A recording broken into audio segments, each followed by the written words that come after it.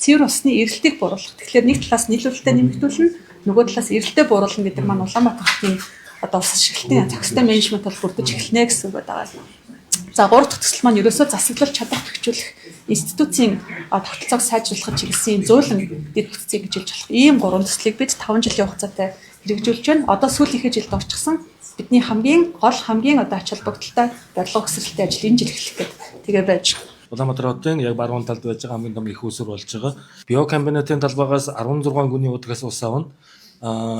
Шугам фабрикийн талбайгаас 14 гүний удагаас за ингээд нийтдээ 30 гүний удагаас усаа аваад энэ үйлдвэрээр цэвэршүүлээд тэгээд нийслэлийн хэрэглэгчдэд яг унтны стандартад таарсан энэ усыг хэрэгжүүлэх ийм төсөл байгаа.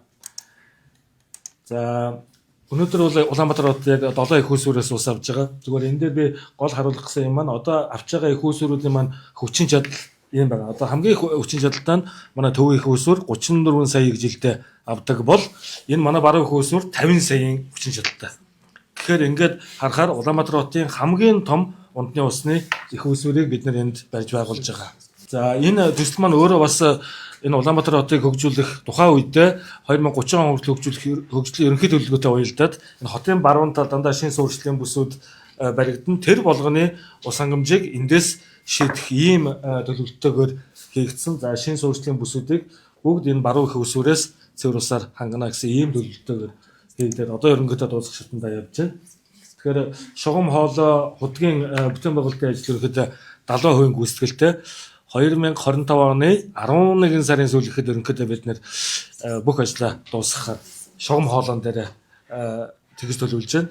Бид нар 2 үндсэн гүйцэтгэгчтэй. Нэг нь яг энэ гүний худаг шугам хоолойгийн Израилийн Бараан гэдэг компани.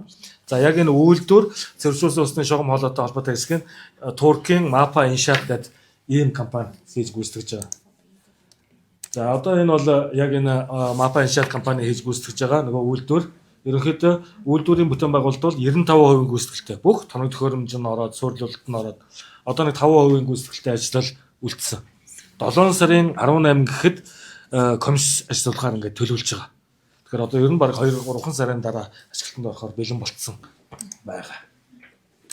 За яг энэ үйлдвэрийнхээ хувьд бол одоо яг үлдсэн ажил, гадна тогтчлтын ажил, за асфальт зам талбай хийх ажил, за тэгээд уруу осон систем дээр бид нэг 3 төхөөрөмж суурилуулах ажил хүлээгдэж байгаа. Энэ бүх ажлууд маань ерөнхийдөө 5 сар дуусгаар ингээд төлөвлөд явж байгаа. За яг энэ Mapa компани маань хийж гүйцэтгэх ажил нь биокомбинатын талбай дахь цуглуулах шугамуд, худгийн, за дамжуулах шугамуд, за дээр нь энэ үйлдвэр, за тэгээд одоо яг энэ 22-ын зам дагуу шугам хоолой тавиад яг Улаанбаатар хотын төлөвлөсөн системд холбох, Баянгол руу явсан шугам дээр холбох ийм ажлыг энэ Mapa компани маань хийж гүйцэтгэж байгаа. За одоо энэ шугам фабрик биокомбинатын талбай дээр байж байгаа энэ шугамаас одоо энэ яг улаанаар үлдсэн энэ жоохон хэсгүүд л үлдсэн. Зүгээр өнгөрсөн жил маш их үер болсны учраас бид нар бас 3-4 сар алдсан. Яг энэ талбай руу орох боломжгүй болоод. За одоо ингээд үерээс өмнө, үерийн улирлаас өмнө ямар ч байсан бүх энэ шугам хоолойгоо ингээд дуусгаад 5 сар дуусгахаар төлөвлөж байгаа. Яг эд бүтээн байгуулалтын үед Туркаас 300 гаруй мэргэжлийн ажилчид ирж ажиллаж байгаа. За дотоодын нэг 170-аад ажилтан бас ажиллаж байгаа. Яг энэ бүтээн байгуулалттай. Энэ нэг 1500 м шугам л үлдсэн. Босод одоо 10 км шугамаас 1500 м-ийг одоо хийчихвэл тий одоо яг нэг Баянгол руу явсан зам биш үү? Тэр яг тэр замын хажууд талд холбогдох юм. Одоо энэс энэ хооронд байхгүй байгаа тий. Энэ хооронд дутуу байгаа. Энэ хэсгээр дутуу. Тэр хэсгээс дутуу. Энэ дутраас асуудалгүй шүү дээ. Асуудалгүй. Тэгэхээр түрүү энэ хоёр их усрээс яаж тохируулж өгөх юм? Эхний ээлжинд бид нар бол цэвэршүүлэх хүн цэвэршүүлнээс эхний ээлжинд бол нэг 25-аар явж байгаа тэр тохиргоогоо хийн гэж ярилцаад байна. Хүүхдүүдтэй эдэртэй 25-аар яваад эхний ээлж нийлүүлж байгаа баруун талаа болж өгвөл одоо дөрвөн замаас яашаа баруун талыг яагаад урагшаага нөгөө 100 мод метрот гэдэг л үү тэдэрдүү бас зарим шин зүүн тэдэрдүү гарна гэж ийм төлбөрт явж байна. Ер нь бол одоо бидний холбох гэж байгаа шугам маань өөрөө хоногийн 30 мянган метр кубыг л авах хүчин чадалтай. Одоо Баянгол руу явсан 600 шугам. Энэ маань өөрөө Улаанбаатар хотын хамгийн баруун талын цэвэр усны шугам юм байна. Энэ хотын баруун хэсэг чинь шин маш олон шугам шилжээнүүд хийх Тэгээд усан сангууд хийхээр ингээд төлөвлөгдсөн байдаг. Энэ отоодууд гаргасан юм уу? Гаргацсан. Дандаа яг гаргалгаанууд гаргаад явцсан. Энэ одоо хамгийн ихнийх нь бол шин 100 мод руу татгаар барилгын тоглолтын яамнаас нөгөө Жайкатай хамтраад шугамын трасын зургийг хийж байгаа. Тэр нь энэ манай үйлдвэрээс нэг дэх гаргалгаанаас аваад уушаагаа татгаар. Хэдэн километр явах вэ?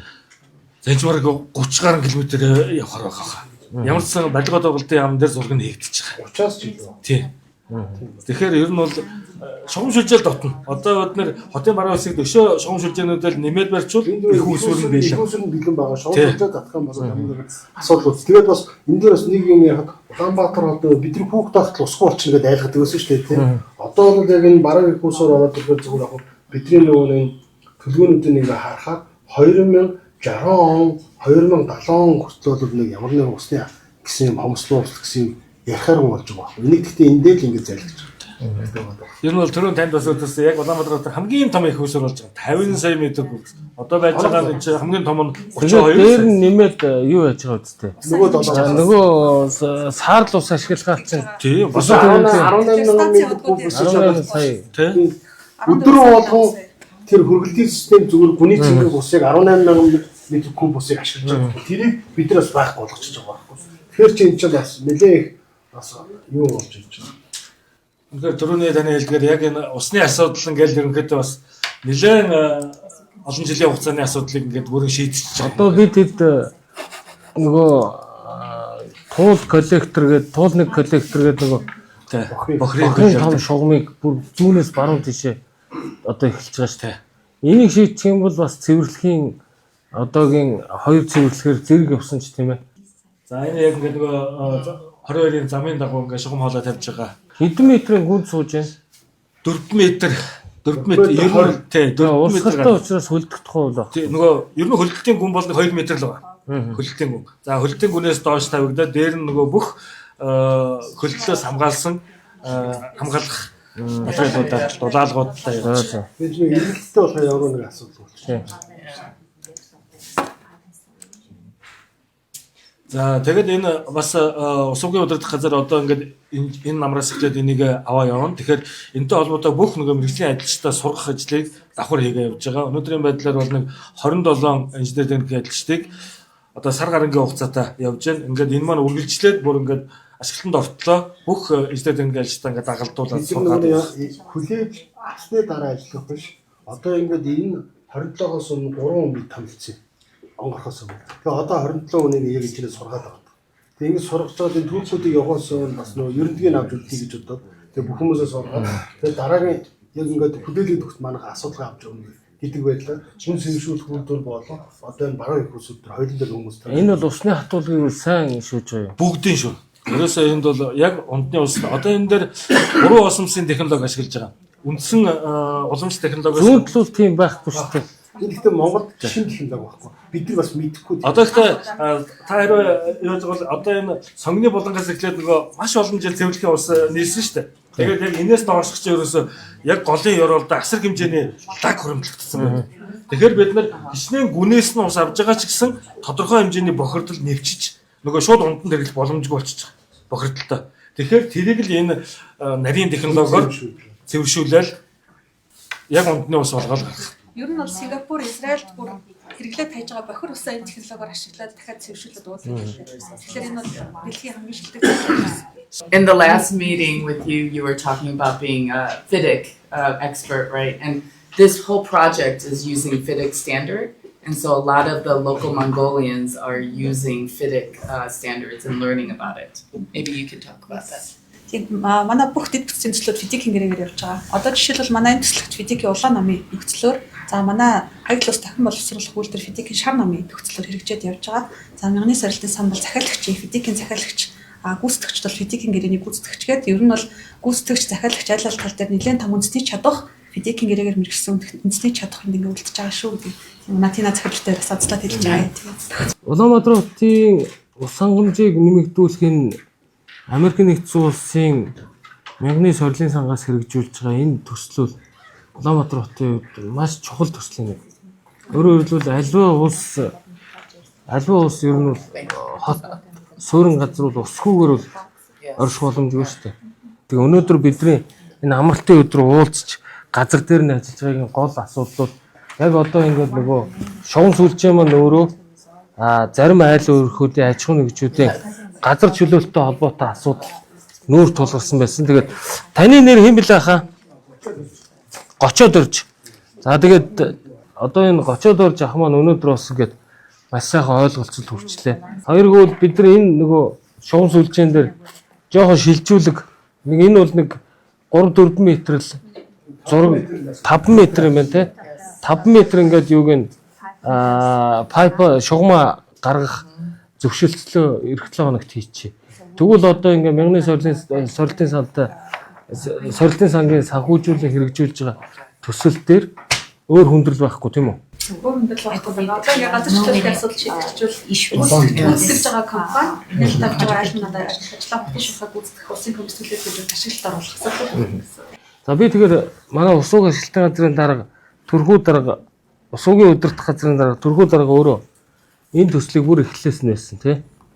Тэгээд төрхүү дарга одоо энэ нэг зохиогч зургийн автортай зөвшөлдсөх тэгээ хөрөнгө оруулалттай энийг бас зөвшөлдөх ажлыг эх 7 хоногт хийгээд эргээд надад мэдэгдэн танилцуулна тэгээд цаашаа ажил яв.